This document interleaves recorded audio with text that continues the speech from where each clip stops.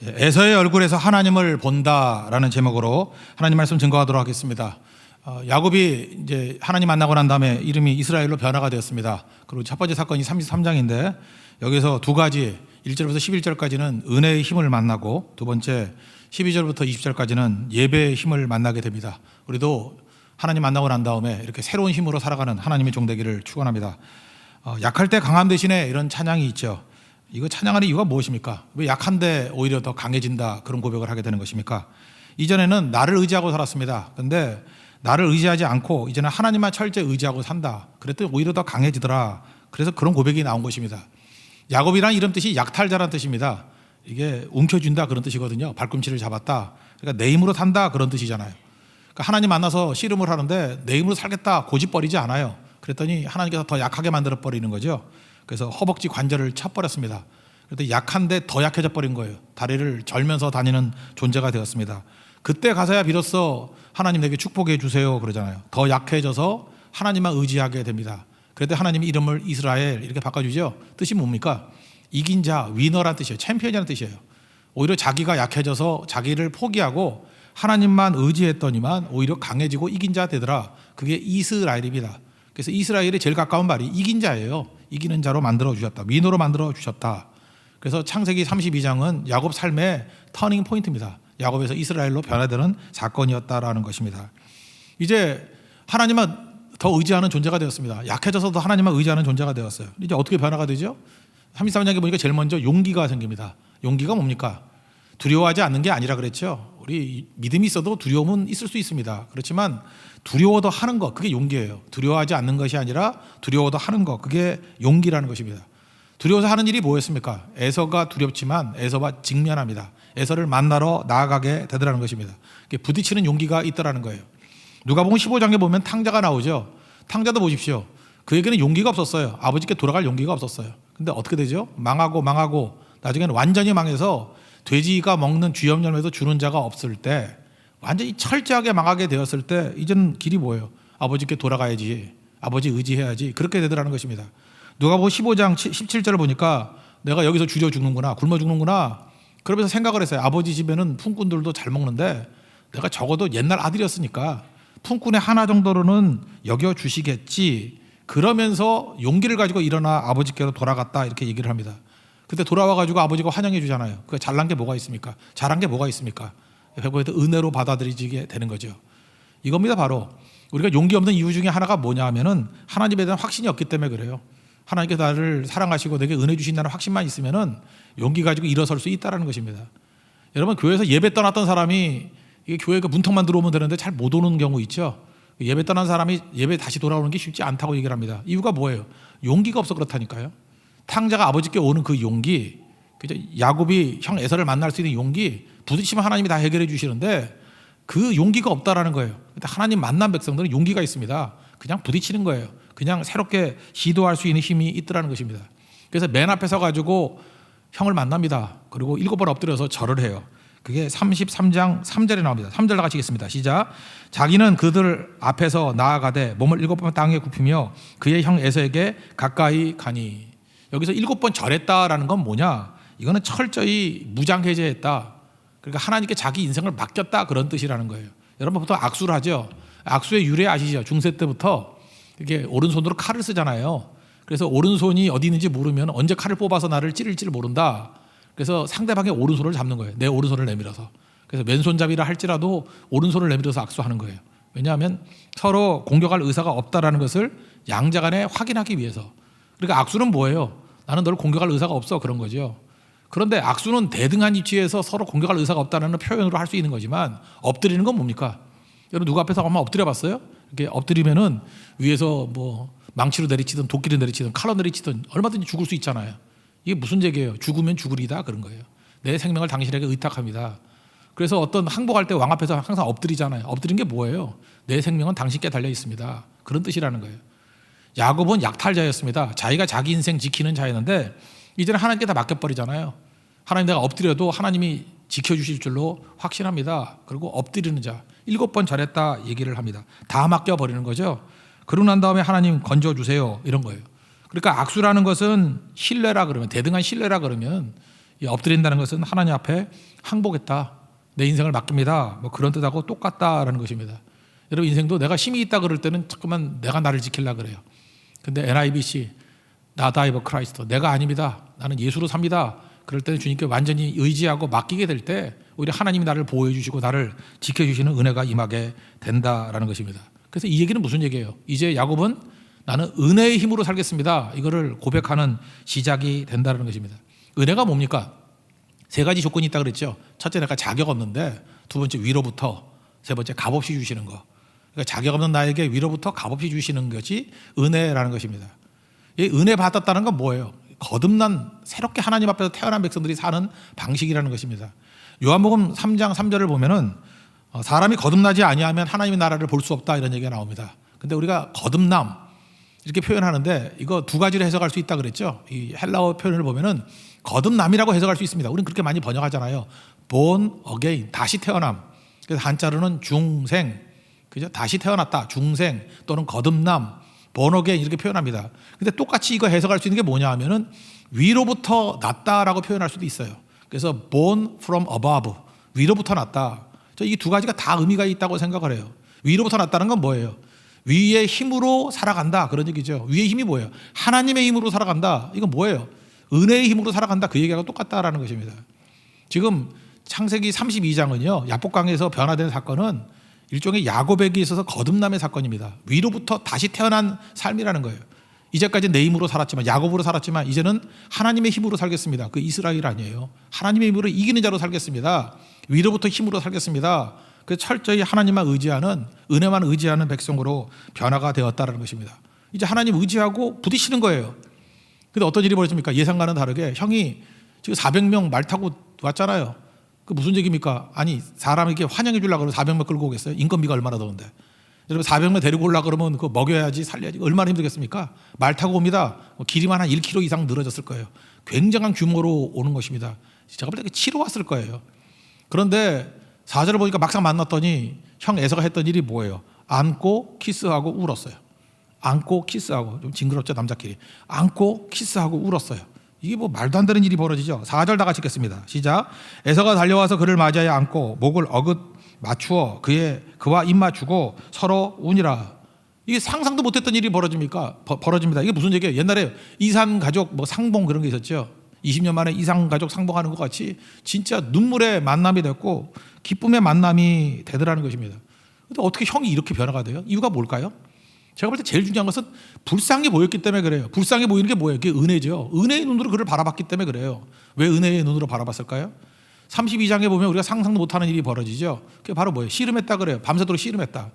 우리 한글 성경은 씨름으로 되어 있지만 영어 성경 NIV, 뭐 NLT 다 보면은 레슬링이라고 하나요. 레슬링. 천사와 레슬링 했습니다. 밤새도록 레슬링 했으니 반칙 안 했겠어요? 뭐 머리끄댕이 잡아당기고 막 그랬겠죠. 그래서 안녕하세요 그랬더니 막 소갈머리였고, 그죠? 그 다음에 옷도 다 찢어졌겠죠. 막 잡아당기니까 옷도 막 찢어져가지고 난장판이 돼버렸고, 거기다가 뭐 주먹도 쳤겠죠. 형님하고 씨 웃었더니 이빨 2개가 나가버리고, 그죠? 옥수수가 다 나가버리고. 그러니까 그리고 또 걸어오는데 어떻게 걸어와요? 형님하고 오는데 허벅지 관절이 박살났잖아요. 다리 질질 끌면서 오는 거예요. 너무너무 불쌍하죠. 거기다가 또 쌍둥이잖아요. 생긴 것도 지하고 비슷하게 생겼네.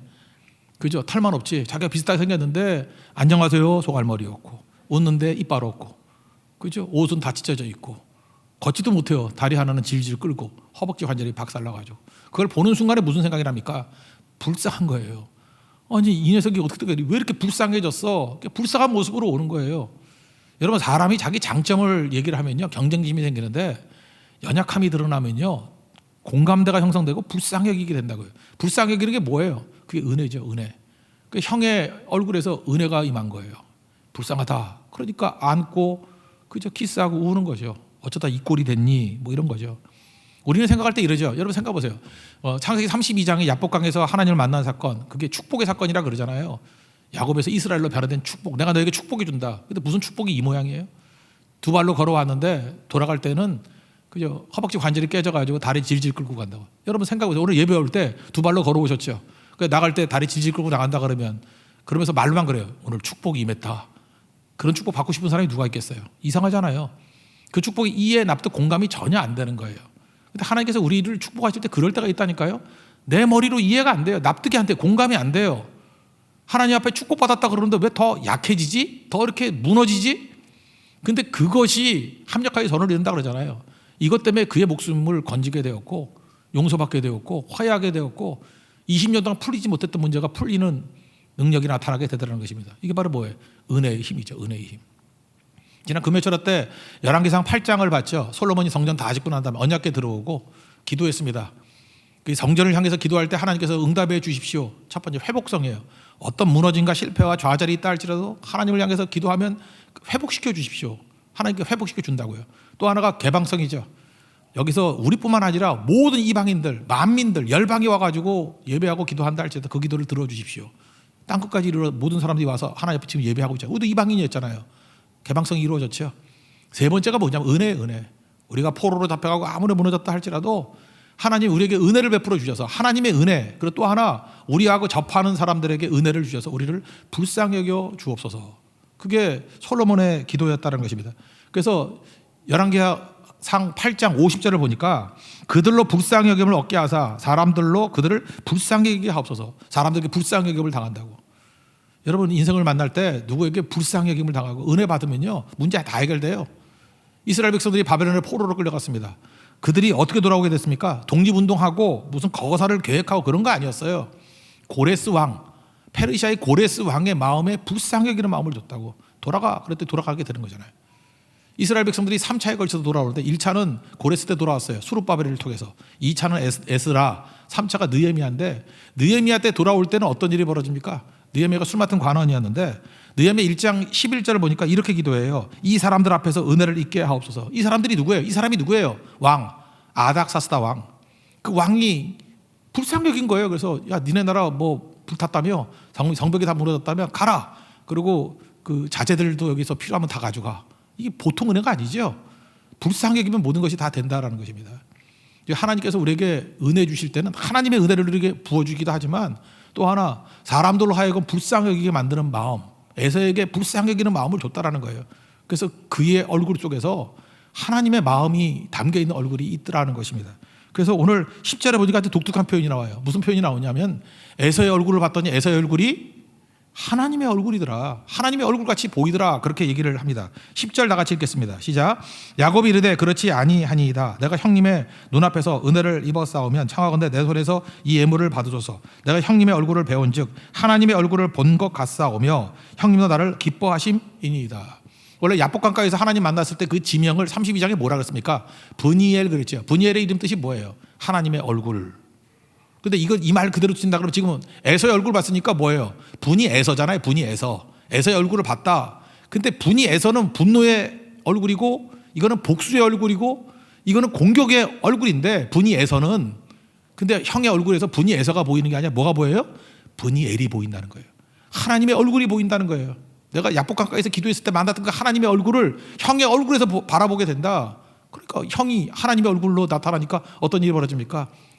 하나님 마음이 된 거죠. 용서하고 화해하고 포옹하고 키스하고 눈물을 흘리는 화해 능력이 나타나게 되더라는 것입니다.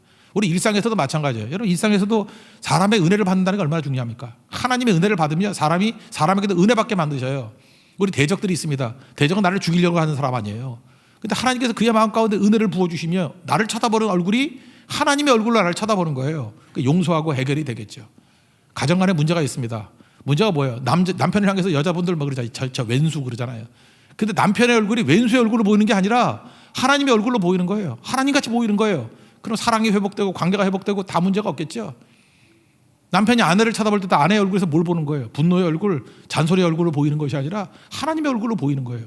그러면 다시 모든 것들이 회복되고 사랑이 꼽히는 곳이 되겠죠. 하나님께서 회복시켜 주는 거예요. 혹시 여기 외교부에 다니는 사람 있습니까? 국가 간에 이런 통상 마찰들이 많잖아요. 얼마나 자기 거 주장하려고 그럽니까? 우리 한국 외교관하고 일본 외교관을 만났다고 하면 생각해 보세요. 얼마나 이게 주장이 팽팽하겠어요.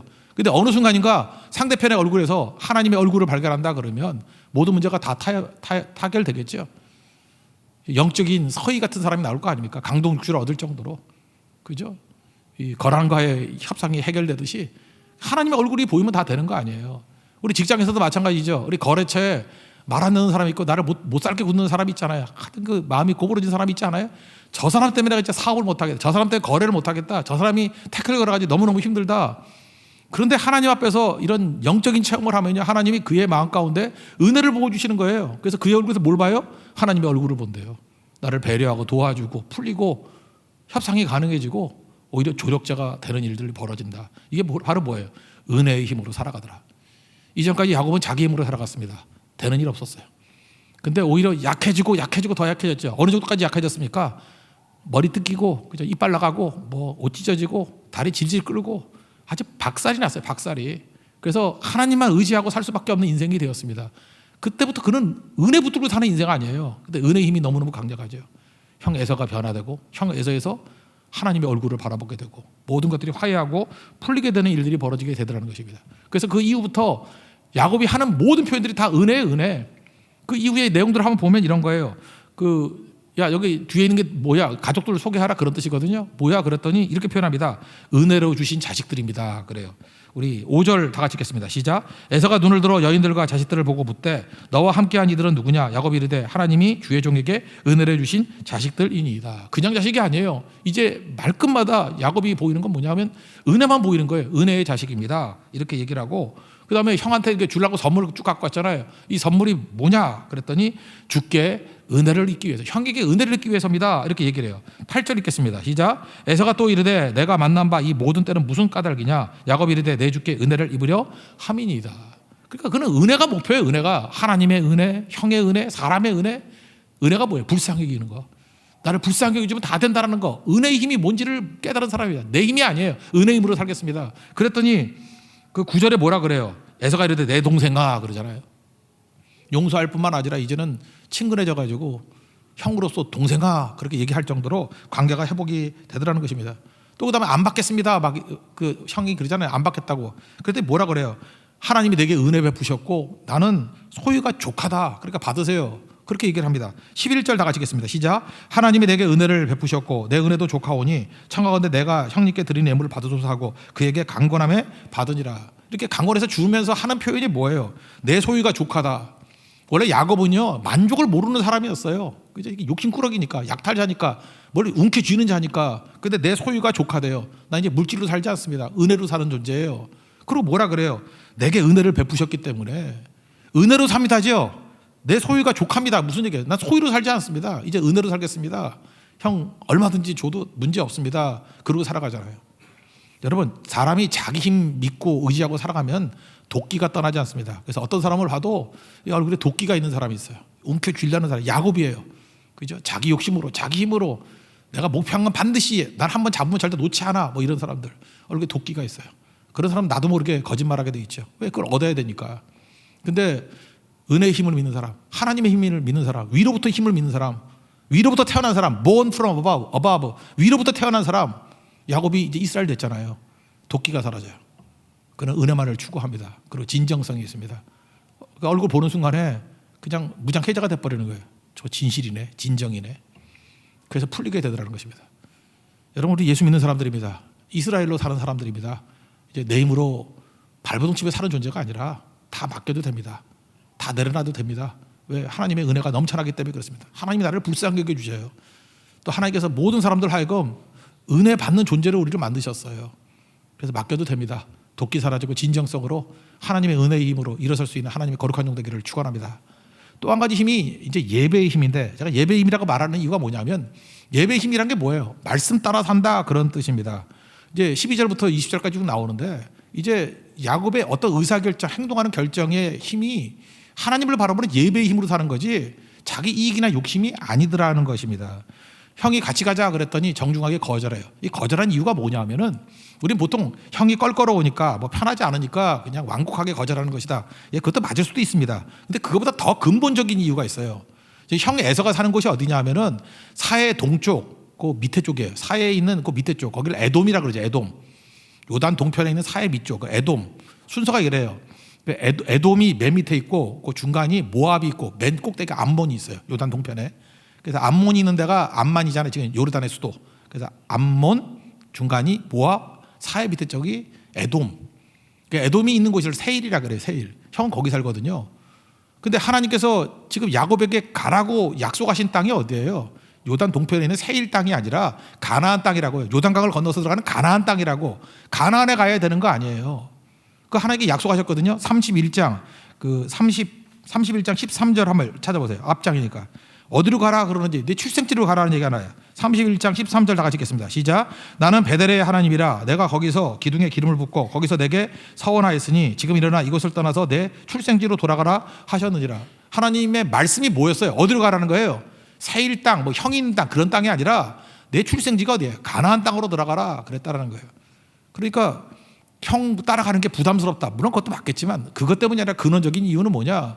나는 하나님의 말씀 따라가는 겁니다. 하나님 말씀이 출생지로 가라 그랬습니다. 가나안으로 가는 거지 세일 땅으로 가는 것이 하나님의 뜻이 아닙니다. 그렇게 얘기를 했다는 거예요. 그래서 형하고 화해하고 난 다음에 너무 피곤하니까 거기서 머무르긴 머무는데 잠시 머물렀어요. 그래서 잠시 머물렀다 그래서 그 땅 이름을 갖다가 숫꽃이라 그래요. 숫꽃. 숫꽃이라는 게 뭐냐 하면은 막이 있죠. 막 이렇게 커튼. 그러니까 뚜껑이 없는 천장이 없는 막으로만 친 것을 숫꽃이라고 해요. 숫꽃. 막들이라는 뜻이에요. 막들. 그래서 우리 한글 성경에 뭐라고 버렸어요? 우리간이라고 버렸죠. 우리가 있는 칸 그런 뜻이에요. 우리가 있는 칸. 그러니까 옆에만 이렇게 얼기설기 막아놓은 거. 임시거처다 그런 뜻이에요. 그래서 그 옷 이름을 갖다가 막들 그래서 숫꽃이라고 해요. 숫꽃. 우리간이라는 이름의 숫꽃. 임시죠, 임시. 이거 요단 동편이니까. 그래서 거기를 포기하고 요단강을 건너서 어디로 가느냐? 제일 중요한 세겜으로 가더라 얘기입니다. 세겜은 에브라임 있는 곳 가운데 있는 센터에 있는 자리예요. 세겜에서 나중에 사마리아라는 말이 나온 거죠. 세겜 땅으로 갑니다. 18절 다 같이 읽겠습니다. 시작. 야곱이 밧담 아람에서부터 평안히 가나안 땅 세겜 성읍에 이르러 그 성읍 앞에 장막을 치고, 그러니까 세일이 아니라 세겜으로 갔다. 세겜인 가나안 땅의 중심지에 있다는 것입니다. 여기서 지금 중요한 포인트가 있는데 야곱은요 자기 할아버지 아브라함이 갈대아 우르에서 가나안에 왔을 때 지나갔던 그 자리를 이렇게 답사하듯이 따라다니는 거예요. 아브라함이 갈대아 우르에서 가나안에 들어와서 제일 먼저 머물렀던 곳이 어딘지 아십니까? 그게 세겜이에요. 우리 창세기 12장 6절에 나오는데 제가 읽어드릴게요. 아브라함이 그 땅을 지나 세겜 땅 모래 상수리 나무에 이르니 그때 가나안 사람이 그 땅에 거주하였더라. 그러니까 아브라함이 가나안 땅에 들어서 제일 먼저 거주했던 데가 어디예요? 세겜. 지금 야곱이 돌아와서 제일 먼저 거주한 데가 어디예요? 세겜. 그 다음에 아브라함 보세요. 아브라함이 세겜에서 세겜 땅에서 조금 밑으로 쭉 내려오면 어디가 나오냐? 베델이 나와요. 베델에서 처음으로 예배를 드렸다는 얘기가 나요. 그게 12장 8절인데요. 창세기 12장 8절. 거기에서 베델 동쪽 산으로 옮겨 장막을 치니 서쪽은 베델이요 동쪽은 아이라. 그가 그곳에서 여호와께 제단을 쌓고 여호와 이름을 부르더니 세겜 그다음 어디예요? 베델에서 여호와의 제단을 쌓고 예배를 드렸다. 그리고 아브라함이 정착했던 곳은 어디냐? 더 밑으로 내려와요. 그럼 헤브론이에요. 헤브론 유다 지파 있던 땅 있죠. 갈렙이 이 산지를 내게 주도했던 그 헤브론 산지. 헤브론에 와서 정착을 합니다. 그리고 나중에 거기에 무덤도 사지요. 막벨라 굴. 그게 헤브론이에요. 헤브론. 13장 18절을 보니까 이에 아브라함이 장막을 옮겨 헤브론에 있는 마므레 상수리 수풀에 이르러 거주하며 거기서 여호와를 위하여 제단을 쌓았더라. 그리고 잘 보세요. 아브라함이 가나안에 들어와 가지고 옮겨 다닌 데가 어디예요? 첫 번째 세겜, 두 번째 베델, 세 번째 헤브론. 그런데 야곱이 그 할아버지가 겪었던 고기를 그대로 따라가요. 그대로. 첫 번째 세겜, 그 다음에 35장에 보면 또 베델로 올라가자 나오죠. 베델에 하나님 만났으니까 베델. 그리고 마지막 그가 묻혔던 곳이 어디예요? 헤브론. 막벨라고리 자기가 묻히고 거기 살게 되고. 그러니까 할아버지 아브라함에게 주셨던 약속의 모습을 그대로 답사하는 그대로 따라하는, 그리고 거기서 제단을 쌓고 예배드리는 아브라함의 약속을 그대로 누리는 말씀의 사람이 되었다라는 거예요. 예배의 사람이 되었다라는 거예요. 이 변화된 거죠. 그는 자기 이익을 따라 살지 아니하고 자기 욕심을 따라 살지 않고. 말씀 따라 산다의 반대가 뭐예요? 욕심 따라 산다. 욕심 따라 산다가 뭐예요? 본능 따라 산다. 지멋대로 살지 아니하고 말씀 따라 사는 그런 인생이 되었다라는 것입니다. 여러분, 이 세겜이라는 자리, 이게 굉장히 중요한 자리예요. 세겜이 어떤 곳이에요? 이 에브라임 지형의 딱 가운데 있는데 이스라엘의 평지 중에 이스라엘 평지라고 있죠. 이스라엘 평지 다음으로 좋은 땅이에요. 여기가 굉장히 좋은 땅이거든요. 북쪽에는 산이 하나 있어요. 에발산. 남쪽엔 그리심산이 있어요. 세겜이 있고 북쪽엔 에발, 남쪽에는 그리심산. 신명기 27절에 보면 6지파씩 갖다 놓고 말씀대로 순종해. 그래서 순종할 거냐? 아멘. 그러면 축복의 산, 그게 그리심산이죠. 남쪽 산. 그 다음에 이거 말씀대로 안 하면 저주를 받을지어다. 아멘해, 아멘 했던 게 저주의 산, 에발산. 그게 신명기 27장에 나와요. 그게 세겜이에요. 세겜. 하나님 앞에 헌신하기를 다짐하는 산, 세겜. 그리고 여호수아 24장에 보면은 여호수아가 땅을 다 정복하고 난 다음에 죽기 직전에 이스라엘 백성들 다 불러 모읍니다. 어디로? 세겜에서. 그리고 이스라엘 백성이 다시 한번 다짐하는 거예요. 나와 우리 집은 여호와 하나님 말을 따를 것이다. 너희들 어떻게 할래? 하나님 따르면 축복이 임한다. 아멘 해라. 아멘. 그게 그리십니다. 만약에 말씀 따르지 않으면 너희들에게 저주가 있을지다. 망할 것이다. 진짜 사사기 때 뭐 혼란도 있잖아요. 그 산이 에발산. 그 여호수아 24장에 나오는 고백이 나오는 거. 그거 어디에? 세겜에 세겜. 세겜이라는 장소가 이게 야곱이 지금 돈 주고 사거든요. 이 굉장히 중요한 땅이 돼버리는 거예요. 이 세겜에서 나중에 사마리아가 돼버려요. 사마리아 땅. 이게 중요한 땅이 돼버리는 거죠. 그리고 실제로 그 아들 요셉이 애굽에서 죽지 않습니까? 요셉이 너희들 출애굽할 때 내 해골 가지고 와라. 그래서 그 해골을 챙겨 갖고 오죠. 그 해골을 어디에 묻느냐? 막벨라굴 헤브론에 묻는 게 아니라 여기 세겜에 묻어요. 여호수아 24장 32절 보니까 또 이스라엘 자손이 애굽에서 가져온 요셉의 뼈를 세겜에 장사했으니 이것은 야곱이 베크시타를 주고 세겜의 아버지 하몰의 자손에게서 산 밭이라. 그것이 요셉 자손의 기업이 되었더라. 그래서 결국 후대에 요셉이 묻히는 자리가 되는 그런 땅이 되더라는 것입니다. 이거 돈 주고 사잖아요. 산 것이 의미가 있게 되는 거죠. 또 하나 이게 언제 예수님까지도 연결이 되죠. 요한복음 4장에 보면 예수님께서 수가성 여인 사마리아 여인을 만나죠. 수가가 어디예요? 세겜이에요. 세겜을 그 아람어로 수가라고 부르는 거예요. 수가성 세겜 수가 같은 장소예요. 거기서 이 수가성 여인이 야곱의 얘기 다 알잖아요. 야곱이 돈 주고 이 땅도 사고 우물도 사고 다 산 걸 알잖아요. 그랬더니 이렇게 얘기해요. 야곱이 이 우물을 우리에게 주었고 돈 주고 사지 않았습니까? 그러면서 그 사마리아 여인이 얘기해요. 당신이 야곱보다 큽니까? 그랬더니 예수님이 이렇게 얘기해요. 여기서 떠가는 물은 마시면 또 못 마르지만 내가 주는 물은 영원토록 목마르지 않는 물이 될 것이다. 그랬더니 내게도 그 물 주십시오. 그랬더니 그 메시아가 오면 그 물 준다고. 내가 메시아다 그러고 또 묻잖아요. 내 남편이 뭐 데려오라 그랬더니 난 남편 없습니다 하고 뭐 얘기 쭉 나오잖아요. 그래서 나중에 깨닫게 되죠. 이 자리에서 사마리아 여인도 예수님의 얼굴을 보잖아요. 예수님의 얼굴이 뭐예요? 분이엘. 하나님을 만나잖아요. 하나님의 얼굴을. 그래서 동네에 가가지고 내가 그리스도를 만났다 그러면서 많은 사람들에게 전도하고 주께로 오게 만드는 장소. 이게 어디예요? 세겜, 수가. 그죠? 이스라엘 백성들이 승리하고 난 다음에 결단했던 것. 그것도 여호수아 24장의 세겜. 이 놀라운 일이 벌어지잖아요. 이게 무슨 얘기예요? 야곱은 멋대로 산 게 아니라 하나님 말씀과 약속 붙들고 사는 인생이 되었다는 것입니다. 그래서 나는 아브라함의 약속이 내 약속인 줄 믿고 그 길만 걸어가는 인생을 살겠습니다 라고 하는 헌신적인 인생을 살게 되었다. 이걸 우리에게 말해주고 있습니다. 그리고 그 자리에서 뭘 했어요?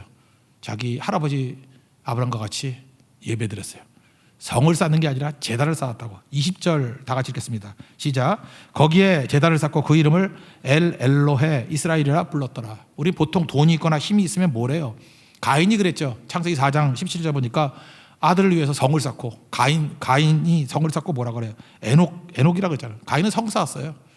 하나님을 떠난 백성들은 뭐 생기면 무엇을 먹을까, 무엇을 마실까, 무엇을 입을까 성 쌓고 탑 쌓죠. 바벨탑 쌓고. 근데 야곱은 다르잖아요. 야곱은 지금 뭘 하고 있어요? 성 쌓지 아니하고 제단을 쌓아요. 무슨 얘기예요? 예배 드리는 거예요. 예배 드리는 인생이 되었다는 것입니다. 그래서 하나님 백성들의 특징이 뭐예요? 예배자예요. 예배자. 말씀 따라 산다는 게 뭐예요? 예배자로 살았다는 거예요. 그곳에 예배자로 승리케 하였다. 원래 그 역사적으로 보면 세겜 땅이 우상숭배 본거지예요. 근데 그곳에 가서 지금 선언하는 거죠. 그 세겜 땅의 지명을 자기가 또 이름을 또 좀 바꾸죠. 엘로헤 이스라엘이라고 되어 있는데 그 분석하면 엘은 뭐예요? 하나님이라는 뜻이고 엘로헤 이것도 하나님이라는 뜻이 하나님이다라는 뜻이야. 엘로헤 이스라엘의 하나님이다. 하나님 이스라엘의 하나님. 자기가 이스라엘이잖아요. 그러니까 나의 하나님 나의 하나님 이렇게 해석할 수도 있고 이걸 갖다가 또 용법이 두 가지가 있어요. 그럴 때 이걸 보통 명사로 치는 거예요.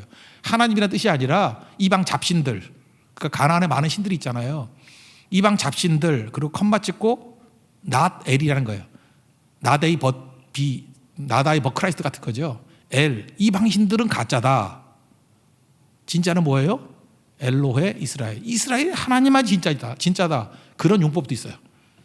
엘이 아니라 잡신들이 아니라 이스라엘의 하나님이 진짜다라고 하는 고백이 있어요. 저는 후자의 해석도 좋다고 생각을 해요. 이게 무슨 얘기입니까? 선전포고 하는 거죠. 세겜 땅, 이 우상숭배를 가득 차고 이방인으로 가득 차 있지만 내가 이곳에 와서 하나님의 다스림이 있는 땅으로 만들 거야.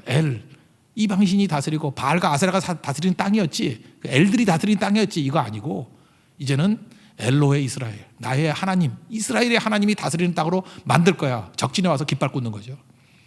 선교적인 마인드를 가지고 이 땅이 예배자의 자리가 만들 거야. 하나님이 다스리는 땅으로 만들 거야. 실제로 그렇게 됐죠. 여호수아 24장에서 승리를 이루잖아요. 그리고 거기서 똑같은 여호수아의 고백이 있잖아요. 여기서 진짜 너희들 예배자로 설래? 하나님 앞에 예배자로 설래? 믿으면 아멘해라. 다 아멘 하잖아요. 그리고 거기서 사마리아 여인에게 뭘 가르쳤어요? 우리가 어디서 예배해야 됩니까? 이것도 말고 저것도 말고 예루살렘도 아니고 여것도 아니고 예배할 때가 있는데 언제라고요? 영과 진리로 예배할 때가 있나니 곧 이때라. 나를 향해서 예배할 때가 진짜 예배다. 그래서 결국은 야곱이 예배했던 이 자리가 예수님께서 오셔서 진정한 예배자가 승리자가 됨을 보여주는 위대한 장소가 되었다는 것입니다. 그래서 여호수아 24장과 요한복음 4장까지 연결되는 위대한 자리가 되었다는 거예요. 여러분의 고백도 나의 하나님을 고백하는 예배자 되십시오. 그러면 승리합니다. 33장은 계속 우리에게 승리가 무엇인지를 보여주고 있어요. 내 힘 믿을 때 못 이깁니다. 오히려 약해지고 더 약해져서 하나님 의지하고 맡길 때 은혜의 힘으로 이기는 거다. 그리고 결국 우리의 싸움은 내가 당장 눈앞에 보이는 결과주의, 뭘 얻느냐 안 얻느냐 그 싸움이 아니라 야곱보라는 거예요. 그걸 돈 주고 샀죠. 이 땅이 여호와의 깃발을 꽂는 하나님이 다스리는 땅이 될 것이다. 나중에 연결돼서 어디가 연결돼요? 요한복음 4장에 나오는 수가성 여인에게 예수님이 말씀하시는 최종 예배자의 승리까지 알려줄 때까지 연결되는 것이다. 말씀 따라 살고 예배 따라 사는 사람들은 당대뿐만 아니라 자손만대까지도 승리하게 된다. 이것을 보여주고 있습니다. 저는 이 말씀을 준비하면서 이런 생각을 했습니다. 야곱에 대해서 약간 미안했어요. 우리는 좀 야곱에 대해서 깔보는 성향이 있지 않습니까? 야곱 그러면 뒤꿈치 잡은 놈, 치사한 놈, 뭐 훔친 놈, 뭐 그죠? 이렇게 비겁해가지고 여자들 앞에 세우고 지리 뒤에 숨는 놈, 속이는 놈, 좀 그러지 않았어요? 죄송합니다. 저만 그랬는가 봐요. 그죠? 야곱을 너무 깔봤던 것 같아요. 우습게 여기고 가볍게 여기고. 근데 33장을 읽고 묵상하는 가운데 야곱은 보통 사람이 아니에요. 어마어마한 스케일의 사람입니다. 그는 은혜를 체험했던 사람이고요. 이름 바뀐 사람이고 자기 아들 12 하나도 버리지 않고 다 12지파 만든 사람이고요. 뭐 이삭같이 잔챙이같이 뭐 눈앞에 있는 우물 갖고 그 정도로 싸우는 사람이 아니라 멀리 장차 오신 예수님까지 바라보면서 준비했던 사람이에요. 보통 스케일의 사람이 아닙니다. 여러분들 야곱이 연해서 이스라엘 되듯이 이스라엘의 꿈을 갖고 이스라엘의 포부를 갖고 이스라엘의 헌신을 가지고 하나님 앞에 쓰임받는 거룩한 종 되기를 바랍니다. 승리할 것입니다. 이긴 자 되십시오. 이스라엘 되십시오. 당신 이스라엘입니다. 자리에서 일어나겠습니다. 내가 너를 도우리라 찬양하겠습니다.